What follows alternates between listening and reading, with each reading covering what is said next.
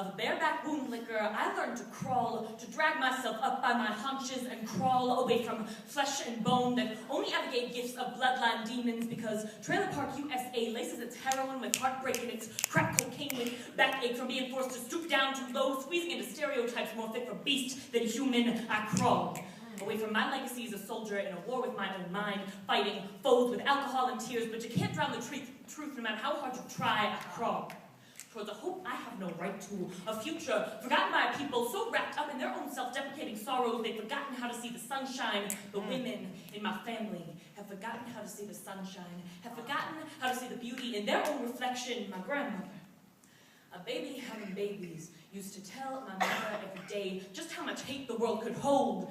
She whispered that the only thing that would ever make my mother happy was beauty. But you see, my mother was always just a little bit too big, a little bit too wide to fit inside the confines of that box. My grandmother spun her sorrows so wide that they could blanket the sunny skies of future generations. And now my mother, who no longer speaks to her mother, is inclined to do just the same. Treat me just the same in the name of the theory that people who hate themselves are always striving for better and best, so any damage should be counted as collateral in the name of their best interest. Like Mackenzie, what happened to you? You used to be so pretty, but then you cut your hair and you changed your clothes. And Mackenzie, what boy will ever watch you now? I know that you've been fucking around with those girls, but that's just for show, right? Mackenzie, what happened to you?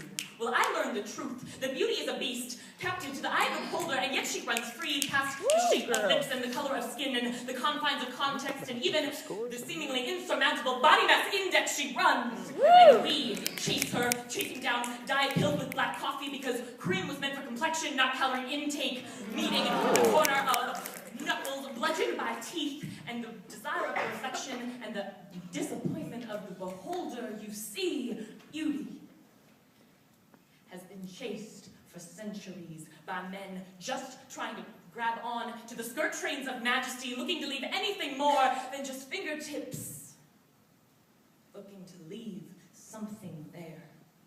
But beauty, she doesn't stay captured for long. You see, she runs, abandoning bodies, corpses, capsizing the oceans of antiquity. And beauty's nowhere to be seen. But you see, I see her in the faces of my mother and grandmother.